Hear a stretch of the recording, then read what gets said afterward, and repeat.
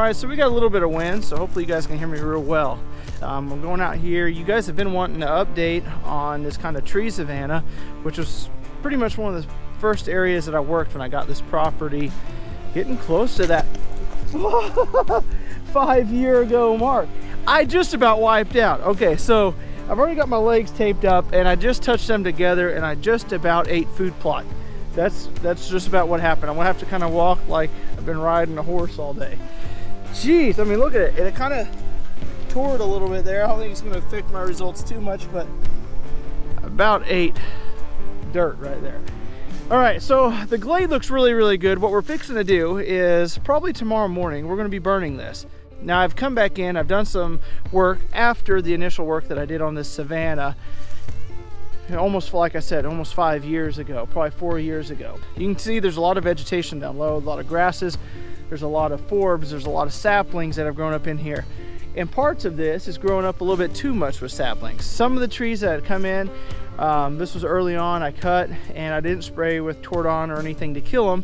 And I had regenerational growth and I've gone back in, kind of cleaned some of those up, and some of them are in desperate need to be cleaned up again because I haven't touched them since the beginning and should have. So live and learn from that. When you go in and do these areas, I like to now go in, and if I'm going to do TSI like this and I want to kill those trees, go ahead and spray them when you cut them right then and there. It takes a little bit extra time to carry that bottle in, to spray it at that point in time, but then you don't have to go back in and do any follow-up on it.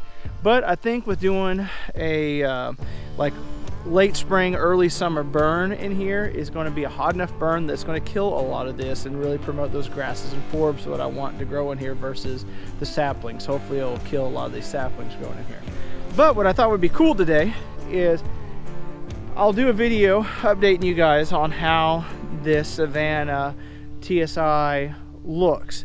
That'll be a separate video. In this video, it's initially just to show you guys what the tick population's like. We've had a pretty good tick population this year. We've had a lot of rainfall early on this year. A lot of people think when you go in, you do a prescribed burn, that you're killing the ticks, you're burning them out. That's not the case. What you're doing is you're destroying their habitat.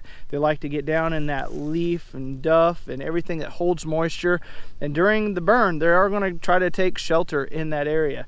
Sure, we are probably going to burn some ticks. It's probably just going to happen, but what's happening is we're coming in, we're taking away the structure that they like to live in, taking away that leaf duff that holds that moisture where they want to stay in that area. So I'm going to do a quick walkthrough. I've actually got the phone right here. I'm going to do a tracking on Onyx, and that way a couple weeks from now I can walk the exact same path and get different results. So I've got my legs taped up just above the knees just to get an idea of how many ticks I'm going to get walking through this debris, going in and out of here. And then a couple weeks after the burn, I'm going to go back through and see what the results are at that point. Maybe we can even follow up, you know, a month or so down the road once the vegetation has grown back up in there and those ticks can, you know, have a little bit more habitat, and see what the tick population looks like then. So here we go. I'm fixing to walk through the jungle, and I'm going to try not to trip and fall. So let's take a look at this. As you can tell, there's 0 ticks right now.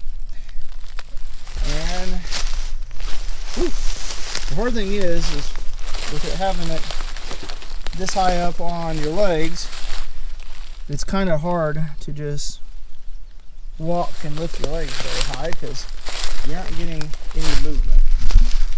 Alright, so I've got the Onyx. I'm going to go ahead and track. Alright.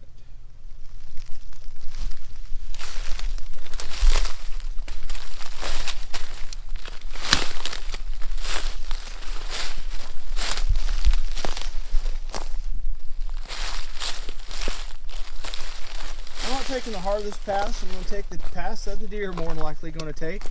It's easier pass to walk. You can see there is a lot of open area in here. You get into this area, this looks great.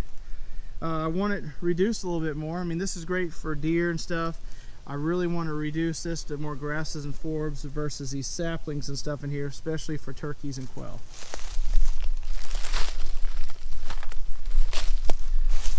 So not too bad walking so far.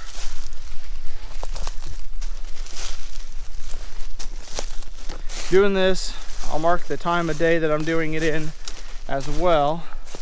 Doing it in the middle of the day sometimes you get up there towards the morning or evening and some of those ticks have gone and taken shelter. Look at the wild blueberries. See them there? They're all green right now. This is just covered in wild blueberries all through here. You can pick a lot of them. It takes a lot to mount to anything. See, this looks pretty good. I'm liking the way this looks. See, the vegetation's down low. Still got some of these regenerational saplings coming in here. A lot of sunlight everywhere you look there. There's some cheeky pin. That's cool. But this is the exact kind of habitat that ticks like. They like to have this leaf duff kind of mixed in this half shaded, half sunlit area. A lot of deer traffic in this area. It's just a breeding grounds for ticks. I mean, look at the amount of dust there on the ground. That's why we gotta get in here and burn it. We had come in here and initially when I cut this out, it was I cut out all blackjacks, which was reduced this probably almost 50%. Then I came in here and reduced, coming in with taking out everything else that was undesirable, ash and elm, and then I came in and started taking some of the white oak and red oak to get down to the percentage of canopy opening that I wanted in this area. And we have burned it, but it's been like 3 years since we burned, so it's in desperate need of another burn. So I'm gonna do a little loop down through here. As you can tell, the vegetation gets a little taller. Nice little edge habitat here as we get back to the more structure wooded tree line where I haven't cut. That's what's hard. It is hard stepping over anything because you just can't bend your knees when you got them taped up in duct tape. I guess rule of thumb is duct tape below and duct tape above, but I wanted as much surface area as I could to capture ticks. Now I probably will have a couple ticks on me a little higher. I didn't spray any permethrin or anything, but I didn't want to be fully covered in duct tape. Just wanted to have something to compare to when we come back in and do this after a burn.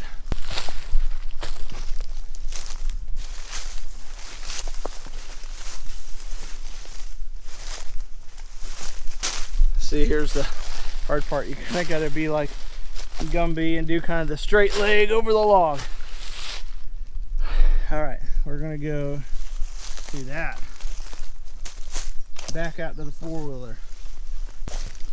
Oh, looky there. There's some, those blueberries have already turned. See them right there? Look at them. There's just a few there. I will tell you, the year after I thinned this out and it came in prescribed burn, they were thick. I mean, just absolutely covered in this area. Back in front of the food plot here, I'm gonna go up here, walk to the shade because it's hot. Really, really, really, really hot. Let's take a look at what we got. I think I got more debris than anything.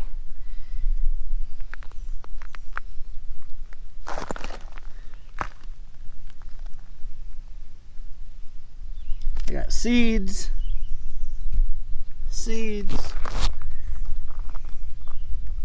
bugs. Let's see what we got over here.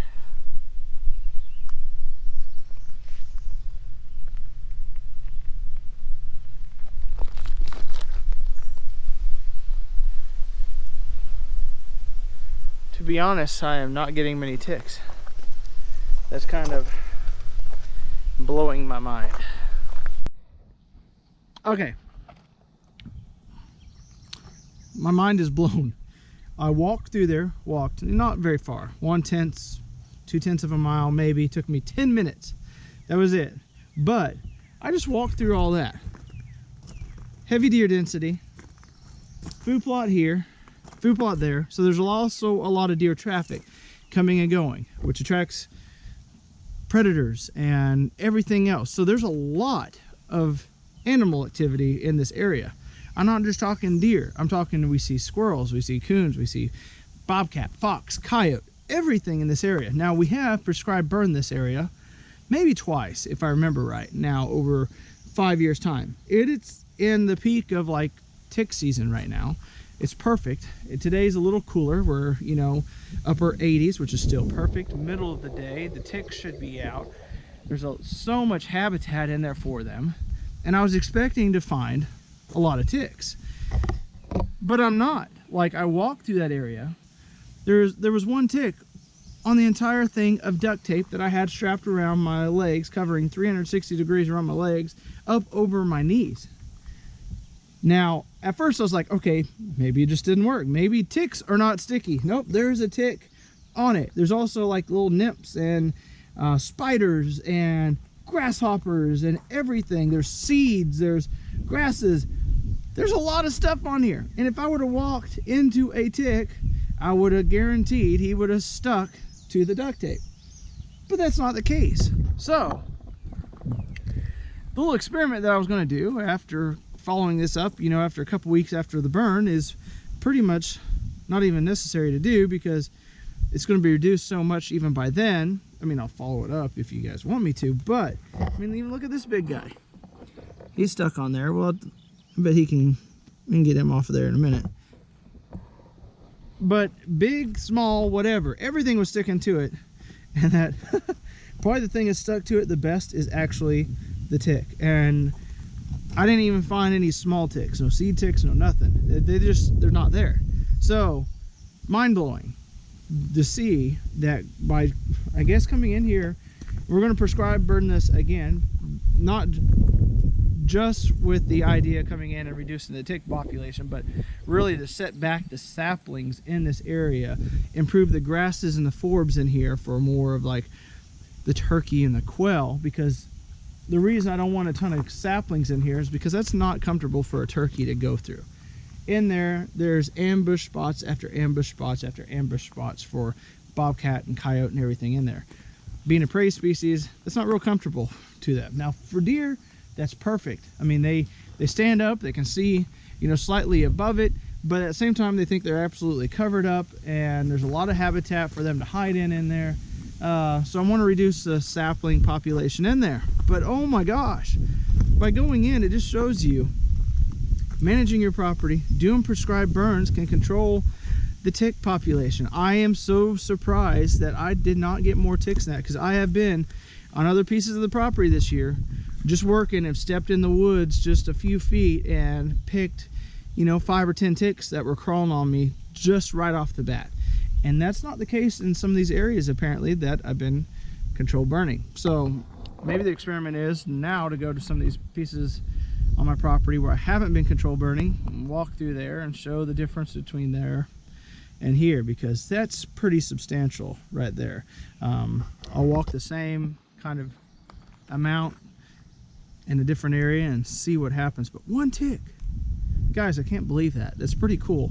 So if you guys have the availability to do a prescribed burn on your property, you know how, you can recruit friends, or if you need to go train underneath like the Department of Wildlife, and they have seminars and they have weekend classes or whatever that you can get with to learn this kind of habitat management skill, I would encourage you to get out there, because it does a lot for the wildlife just in general. So anyway, that's it. I'm completely surprised. I thought this was going to be just like mind-blowing, the amount of ticks that I would get on me walking this area before I burned it, but it just shows that you stay up on the burning, it really does do some great habitat work for your property. So anyway, guys, comment down below what you thought about this video. If you were as shocked as I was, make sure you guys subscribe and get ready for some more videos. If you have any suggestions, or you want to see me walk in a different area, or if you want to see me walk after the burn, we're going to do a video on the burn, let me know down below. And until next time, have a better than average day.